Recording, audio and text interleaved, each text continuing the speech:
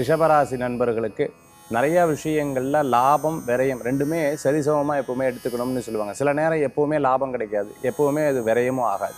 ரெண்டுமே மீடியமா இருக்கும். ஒரு 10 வருஷ காலம் நம்ம வாழ்க்கையில ஒரு பெரிய போராட்டம் சார். நான் பட்ட பாடு எனக்கு மட்டும் தான் தெரியும் சார். கொஞ்ச நஞ்சத்து விஷயம் கிடையாது. அதாவது சின்ன குழந்தை கூட என்னை கூப்பிட்டு போய் அட்வைஸ் பண்ற மாதிரி இருந்துன்றது. இப்போ பரவாயில்ல sir, I am okay. Advice பண்ணால் கூட பெருசாக எடுத்துக்க மாட்டேன், ஐடியா கொடுத்தா கூட பெருசாக எடுத்துக்க மாட்டேன். Because I know what I am. இப்போ நான் என்ன பண்ணணுங்கிறது எனக்கு தெரியும். அதை வைத்து கொண்டு நான் சிறப்பாக செய்து கொண்டு இருக்கேன். அப்படிங்கிற ரிஷபராசி என்பர்களுக்கு சில நேரம் மைனஸையும் ஏற்றுக்கொள்ளக்கூடிய மனோபாவங்களை கொண்டு வந்துக்கணும்.